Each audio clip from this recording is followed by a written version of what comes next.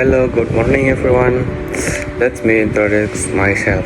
My name is Agus Ardiansa and I'm a student from Universitas Teknokrat Indonesia. Today, would like to present a topic from the subject Basic of Accounting, which is little worthy. This topic is an important part of the accounting cycle, and I hope through this presentation we can better understand its purpose, structures, and how it is used in the preparing financial statement. Thank you for your attention, and let's begin the presentation. Kertas kerja dalam dasar akuntansi. Apa itu kertas kerja akuntansi? Pengertian kertas kerja akuntansi adalah alat bantu opsional yang digunakan akuntan untuk mempermudah proses penyesuaian, penggolongan, dan meringkas data akuntansi dari neraca saldo, hingga menghasilkan laporan keuangan, sering disebut juga neraca lajur atau worksheet. Tujuan utamanya yaitu memastikan semua penyesuaian telah dicatat dengan benar, mempermudah penyusunan laporan keuangan, membantu menemukan kesalahan sebelum laporan akhir diterbitkan, penyediaan gambaran seluruh siklus akuntansi. Komponen utama kertas kerja yaitu kertas kerja standar biasanya terdiri dari 10 kolom berpasangan yang mempresentasikan tahapan dalam siklus akuntansi. Yang pertama ada neraca saldo atau nama lainnya yaitu trial balance. Kolom awal yang berisi saldo akun buku besar sebelum penyesuaian. Kemudian yang kedua ada jurnal penyesuaian atau adjustment. Fungsinya yaitu mencatat transaksi akhir periode yang belum diakui, seperti penyusutan atau beban yang masih harus dibayar. Yang ketiga ada neraca saldo disesuaikan atau adjustment trial balance, yaitu hasil penjumlahan atau pengurangan neraca saldo dengan jurnal penyesuaian. Yang keempat ada laporan laba rugi atau income statement, memindahkan saldo akun pendapatan dan beban dari neraca saldo disesuaikan.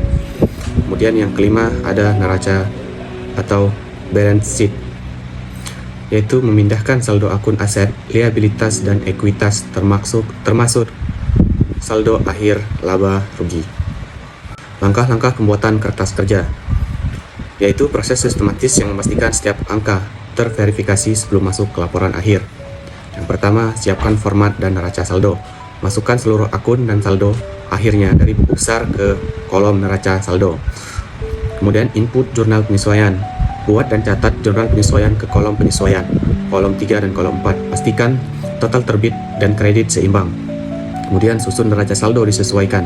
Gabungkan saldo neraca saldo dengan penyesuaian. Jika saldo normal bertemu penyesuaian yang berlawanan, kurangi. Kemudian pindahkan ke laporan laba rugi.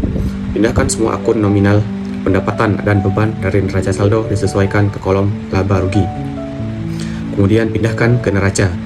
Pindahkan akun real atau aset, liabilitas, ekuitas ke kolom neraca. Kemudian hitung laba atau rugi bersih. Hitung selisih total debit dan kredit di kolom laba rugi. Selisih ini menjadi penyeimbang akhir dari kedua kolom terakhir. Contoh kertas kerja 10 kolom. Keseimbangan total debit dan kredit harus selalu terjaga di setiap pasangan kolom. Neraca saldo, penyesuaian, neraca saldo diselesaikan, laba rugi, dan neraca. Laba bersih yang terhitung dalam laba rugi akan dipindahkan sebagai saldo penyeimbang ke kolom neraca untuk menjaga keseimbangan. Gambar ini adalah contoh dari kertas kerja. Fungsi dan manfaat kertas kerja. Kertas kerja adalah jembatan yang efisien antara buku besar dan laporan keuangan, memberikan nilai tambah signifikan bagi proses akuntansi, memudahkan pengolahan data, meringkas semua informasi penting dalam satu lembar, meminimalkan kebutuhan untuk bolak-balik memeriksa buku besar. Kemudian juga bisa menjadi alat kontrol akurasi sebagai sarana pengujian formal bahwa debit dan kredit tetap seimbang setelah semua penyelesaian dicatat. Kemudian bisa menjadi dasar jurnal penutup. Saldo akhir di kolom laba rugi dan neraca menjadikan data mentah yang diperlukan untuk membuat jurnal penutup. Kertas kerja sebagai alat bantu menyusun laporan keuangan. Kertas kerja memisahkan akun nominal dan real, membuat proses penyusunan laporan berjalan lancar. Laporan posisi keuangan, neraca dari akun real,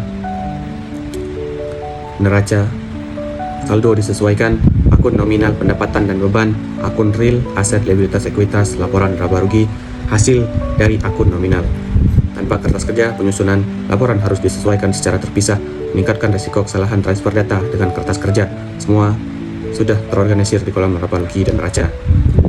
Studi kasus, implementasi kertas kerja pada entitas jasa. Skenario usaha, sebuah firma konsultasi jasa pintar menggunakan kertas kerja untuk menyelesaikan pembuatan akhir tahun. Mereka memiliki beberapa penyesuaian khas entitas jasa.